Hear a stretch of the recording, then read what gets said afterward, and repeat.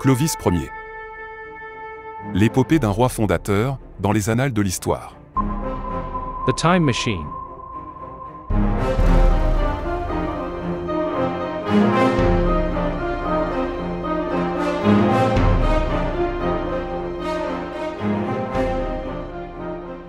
Clovis Ier est le fondateur de la dynastie mérovingienne. Il émergera comme une figure emblématique dans les chroniques de l'histoire médiévale. Son règne, débuté au tournant du 5e siècle, a été marqué par des événements extraordinaires, qui ont façonné le destin de la France et de l'Europe occidentale. Plongeons-nous alors, dans l'épopée captivante de Clovis, depuis l'origine de son règne, jusqu'aux batailles héroïques, et aux décisions cruciales qui ont laissé une empreinte indélébile, sur le cours de notre belle histoire de France. Les origines de son règne. Clovis est né en mars 466 de notre ère, et est un descendant des Francaliens, un peuple d'origine germanique, vivant dans la région qui correspond aujourd'hui à la Belgique, et au nord de la France.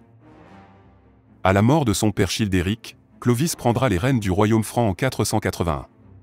Il débutera ainsi son règne qui allait changer le visage de l'Europe, tout en restant un païen, vis-à-vis du monde chrétien. Mais sa rupture subite, avec le chamaniste des forêts, bouleversera son destin de barbare teutonique. Le contexte historique de son époque allait jouer un rôle fondamental sur sa destinée. En effet, le monde au 5e siècle était en proie à des vastes bouleversements politiques et culturels. L'Empire romain d'Occident déclinant commençait à sombrer dans l'oubli. Son voisin l'impitoyable Odoacre avait pris le contrôle de Rome. Ce barbare avait un avantage sur son époque, il était un tout neuf chrétien à peine baptisé.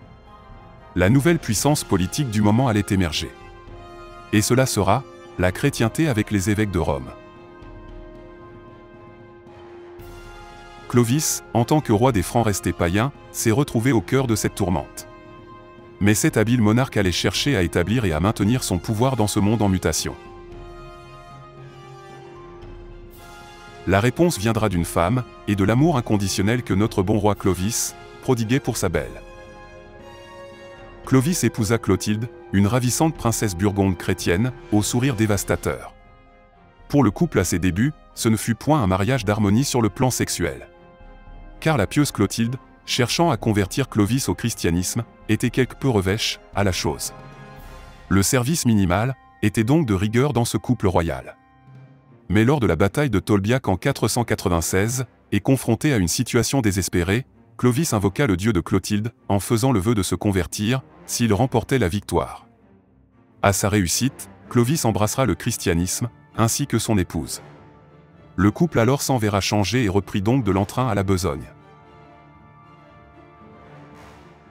Ainsi, notre bon roi fut baptisé à Reims en 498, un événement majeur qui scella son destin et transforma le paysage religieux de la Gaule. Les âmes et les corps mêlés pouvaient alors assurer l'avenir du pays. La descendance allait bon train.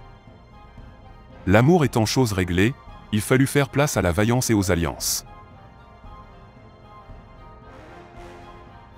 Clovis était réputé pour sa vaillance sur le champ de bataille, mais n'admettait pas le manque de courage de certains de ses soldats.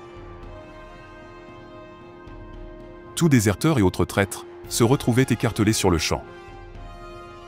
Clovis élargit donc son royaume par des campagnes militaires audacieuses et des alliances stratégiques. Ses compétences tactiques lui permirent de fédérer les tribus franques et de consolider un royaume puissant, qui deviendrait plus tard la France. Le rôle du pape dans la consolidation du royaume naissant.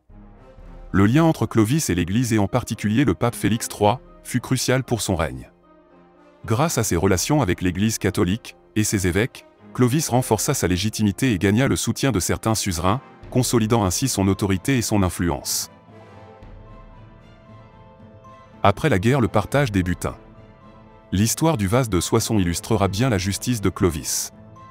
Lors du partage de prises de guerre, un butin important sera présenté à Clovis.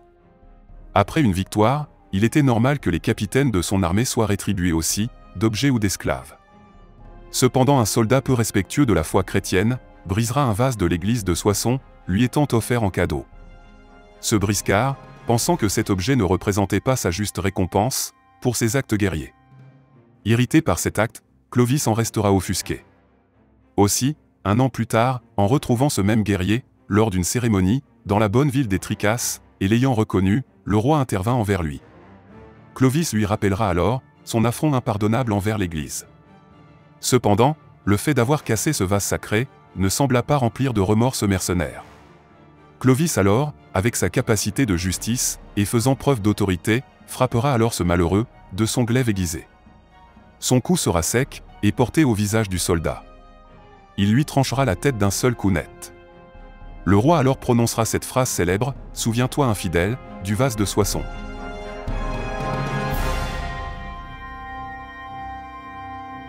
Clovis Ier demeurera une figure emblématique de l'histoire médiévale, et marquera le début de l'histoire française. Son règne a laissé une empreinte indélébile sur l'Hexagone et l'Europe.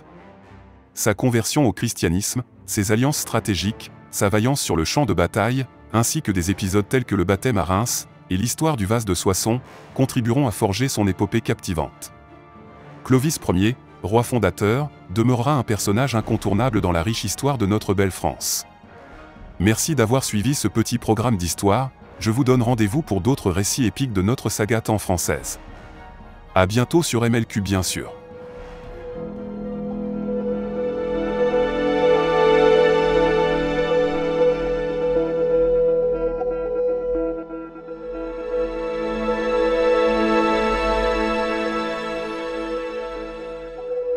The Time Machine.